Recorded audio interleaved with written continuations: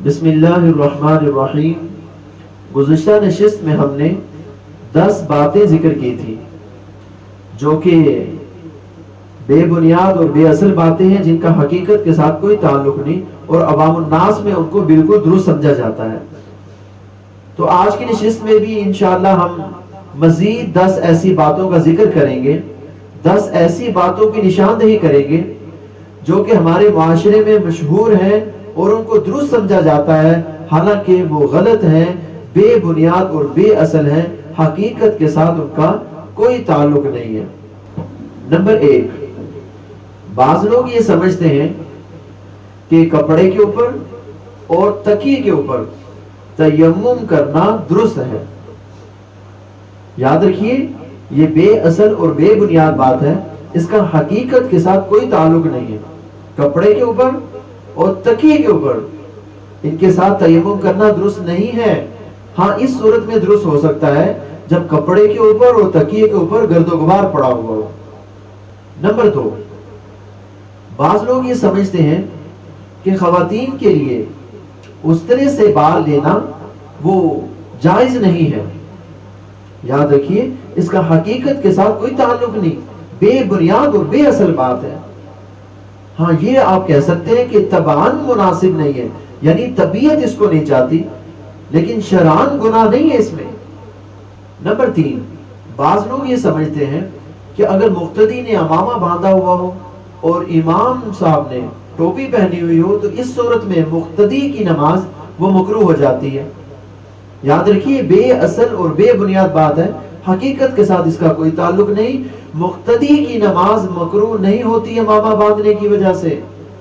Number 4، بعض لوگ نماز پڑھتے ہیں جا نماز پر، اور نماز پڑھنے کے بعد جا نماز کا کونا فولڈ کر دیتے ہیں، جا نماز کا گوشہ وہ لپیٹ دیتے ہیں۔ وجہ یہ بیان کرتے ہیں کہ اگر ایسا نہ کیا جائے تو شیطان جا نماز پر نماز پڑھتا ہے۔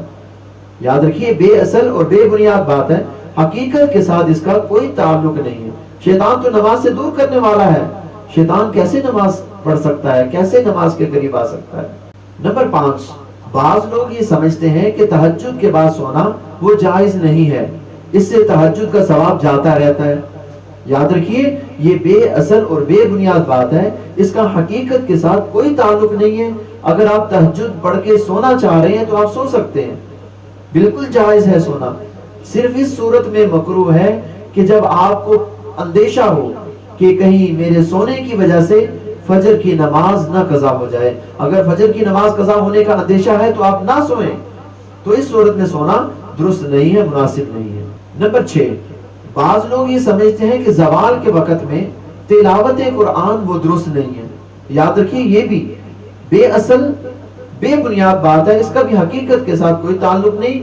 قرآن کریم کی تلاوت آپ 24 گھنٹوں میں جب کرنا چاہ رہے ہیں کر سکتے ہیں، اس کے لیے کوئی بھی وقت ممنوع نہیں ہے۔ وہ جو ممنوع اوقات بیان کیے جاتے ہیں نا، طلوع، زوال، غروب، تو وہ نماز کے لیے ہے ممنوع اوقات، قرآن کریم کے لیے نہیں ہے، تلاوت قرآن کے لیے نہیں ہے۔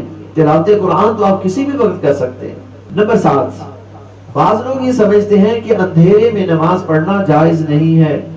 یاد رکھیے، یہ بھی بے اصل اور بے بنیاد بات ہے، اس کا بھی حقیقت کے ساتھ کوئی تعلق نہیں ہے۔ لائٹ نہیں ہے، اندھیرا ہے، آپ نماز پڑھنا چاہ رہے ہیں تو نماز پڑھ سکتے ہیں، بالکل جائز ہے۔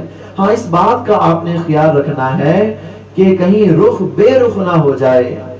نمبر 8، بہت سے لوگ یہ سمجھتے ہیں، خواتین زیادہ تر، کہ جب خواتین ایک ہی جگہ پر نماز پڑھ رہی ہوں تو ان کے لیے ضروری ہے کہ وہ ایک صف میں کھڑی ہو کر نماز پڑھیں، اگر وہ آگے پیچھے کھڑی ہوں گی تو ان کی نماز نہیں ہوگی۔ یاد رکھیے، بے اصل بے بنیاد بات ہے، حقیقت کے ساتھ اس کا کوئی تعلق نہیں۔ خواتین ایک جگہ پر نماز پڑھ رہی ہیں تو ان کے لیے ضروری نہیں ہے صف بندی، آگے پیچھے بھی کھڑے ہو کے نماز پڑھنا چاہیں تو وہ پڑھ سکتی ہیں۔ نمبر 9، بعض لوگ یہ سمجھتے ہیں کہ جب سجدہ تلاوت کیا جائے تو اس کے بعد دونوں طرف سلام پھیرنا یہ ضروری ہے، لازم ہے، یہ سجدہ تلاوت کا حصہ ہے۔ یاد رکھیے، یہ بھی بے اصل اور بے بنیاد بات ہے، اس کا بھی حقیقت کے ساتھ کوئی تعلق نہیں۔ آپ نے سجدے والی آیت مبارکہ تلاوت کی ہے، اب آپ کے اوپر لازم ہے کہ آپ سجدہ کریں۔ اب سجدہ آپ نے بغیر سلام کے کرنا ہے، نہ ایک طرف پھیرنا ہے نہ دونوں طرف پھیرنا ہے، بغیر سلام کی آپ سجدہ کر دیں گے جیسے نماز والا سجدہ کرتے ہیں۔ بعض لوگ یہ سمجھتے ہیں کہ جب سجدے والی آیت مبارکہ تلاوت کی جائے تو اس صورت میں 2 سجدے لازم ہوتے ہیں۔ یاد رکھیے یہ بھی بے اصل اور بے بنیاد بات ہے، حقیقت کے ساتھ کوئی تعلق نہیں۔ اگر آپ نے سجدے والی آیت مبارکہ تلاوت کی ہے تو آپ کے اوپر لازم ایک ہی سجدہ ہے، آپ ایک سجدہ کریں گے۔ یاد رکھیے گا یہ وہ باتیں ہیں جن باتوں کی وجہ سے ہمارے ہاں فتنہ فساد پھیلتا ہے، جن باتوں کی وجہ سے دلوں کی دوری ہوتی ہے۔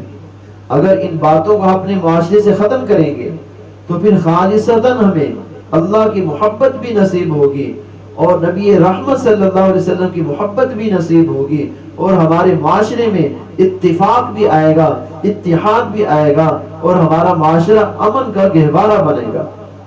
اللہ تعالی ہم سب کو ان تمام غلط باتوں سے اجتناب کرنے کی توفیق عطا فرمائے، اور جو صحیح باتیں ہیں ان کے اوپر عمل کرنے کی، ان کو سیکھنے کی اور دوسروں تک پہنچانے کی توفیق عطا فرمائے۔